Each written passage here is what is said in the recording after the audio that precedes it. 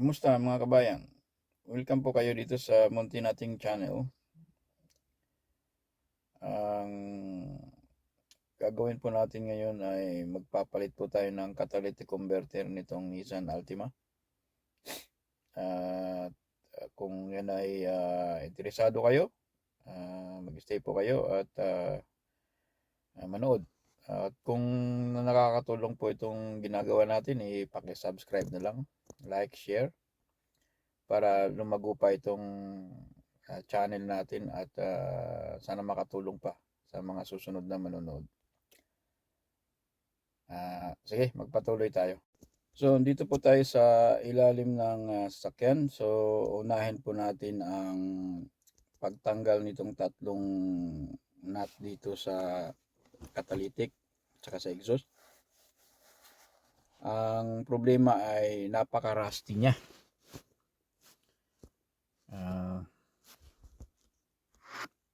Sobrang rusty niya. Ayan, ngayon, para matanggal mo to ng maayos at hindi ka magkaroon ng malaking problema, kailangan mo siyang initin. Kung mayroon kayong access sa mga torch, sa mga acetylene, sa mga ang ginagamit ko ngayon ay induction heat. Ito ay makakatulong na kung wala talaga kayong makuha, i-try nyo yung penetrating oil. Yan, sakali na makatulong, hayaan nyo muna siyang mag-soak ng mga 1 oras siguro at least, and then try nyo. Pero kung meron kayo, mas magandang ganitong gagawin nyo.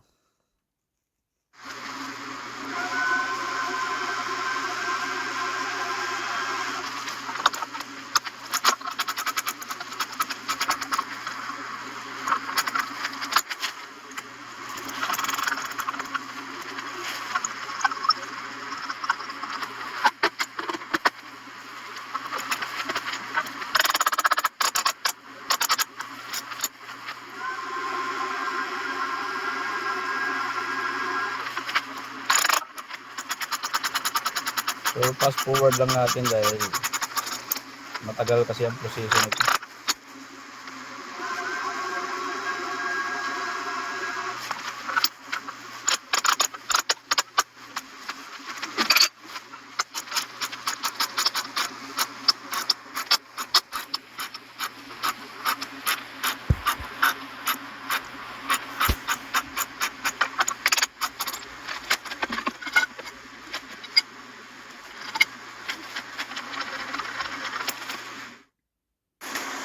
So, ito na. Natanggal na yung mga bolt. Yan up. So, kasuhan nila ng konti. Ngayon, ito na tayo sa makina. Tanggalin natin yung heat shield. Ayan na. So, dahan-dahan lang kayo dahil siyempre kalawang na rin yung bolt nito eh.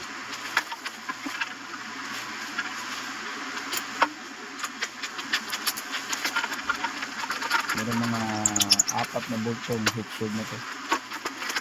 So, ayan. Yung sa pagtanggal, huwag nyo kalimutan na tanggalin yung itong oxygen sensor, plug, para hindi nyo mahugot.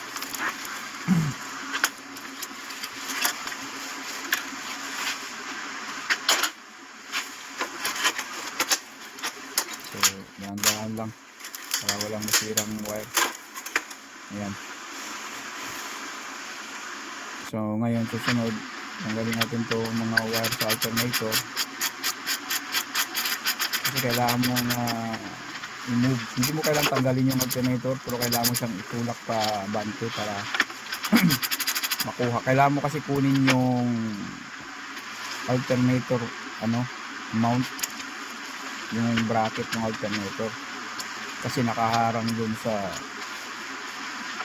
bolt dito sa exhaust, sa manifold. Makikita mo mamaya.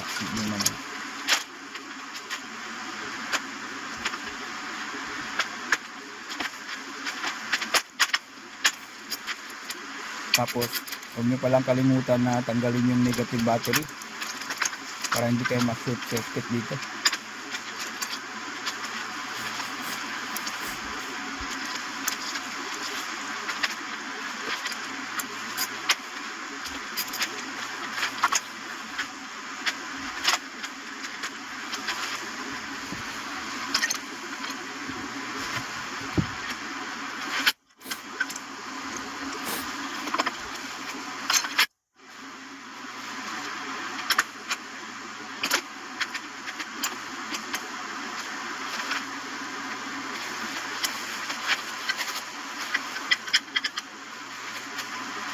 So napakahigpit po rito, kaya dahan-dahan lang kayo.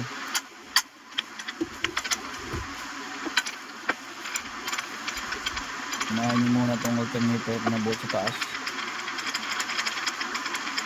Tapos para magkaroon kayo ng space dito sa bolt dito sa bracket.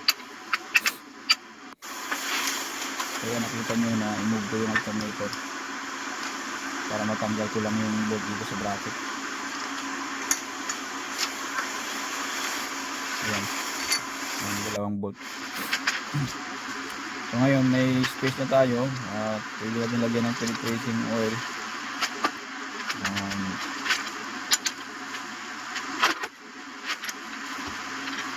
Ayun, nasa sa inyo kung pwede nyo initin, pwede.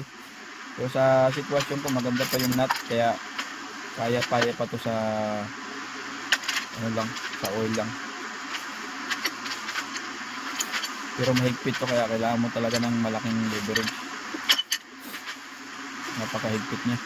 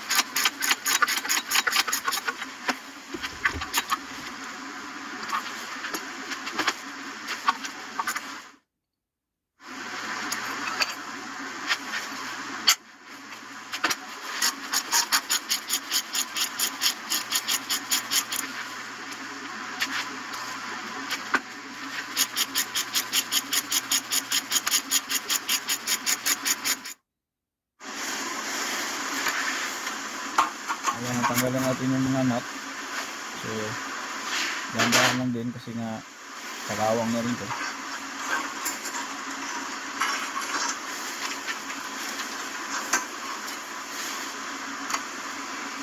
Ayan.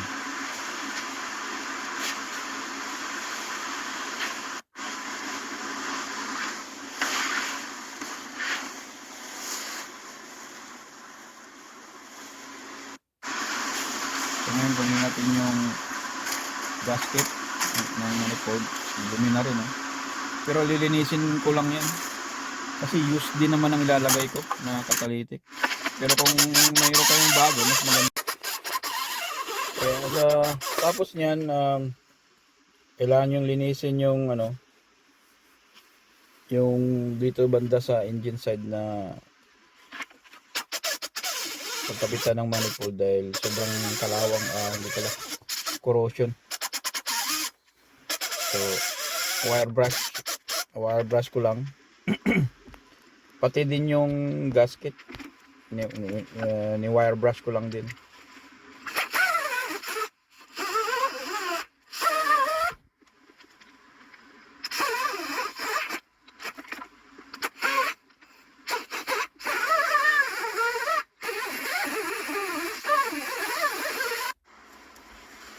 So ayan na, malinis na.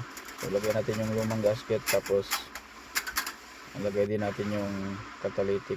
So gaya ng sabi ko, use lang din tong nabili ko.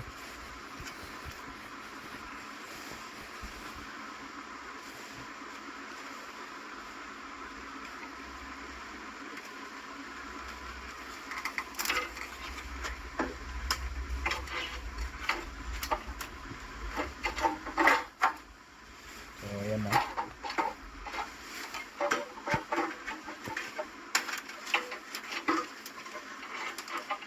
Kailangan mailagay nyo yung nut sa ilalim din, tapos bago nyo ipasok to manifold. So ngayon maglagay na tayo ng mga nut tsaka yung stud.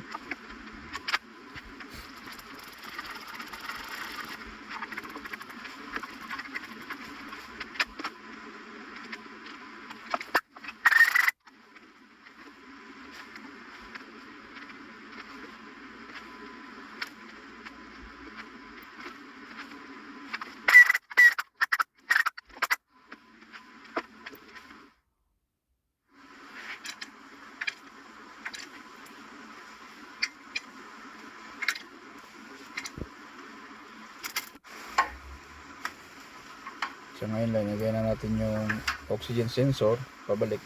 Tapos huwag nyo kalimutan na linisin na rin, wire brush nyo na rin yung sensor para andun na rin lang kayo. Tapos ngayon lagyan natin yung bracket ng alternator, tapos ibabalik din natin tutulak din natin pabalik.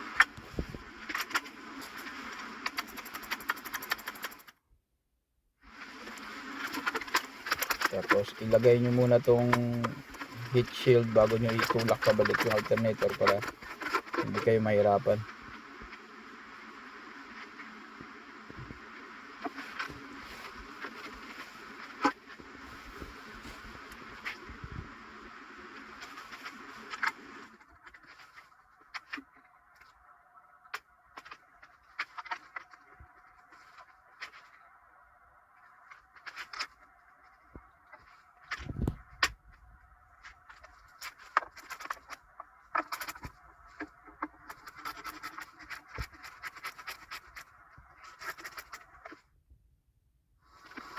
Ayan na, naibalik na natin yung alternator.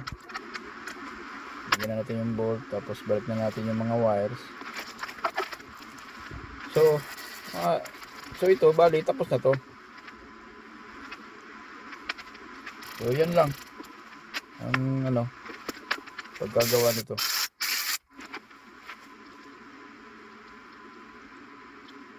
So kung nakakatulong yung video, paki-like, share, subscribe na lang. So kita-kita ulit tayo sa susunod na video. Salamat.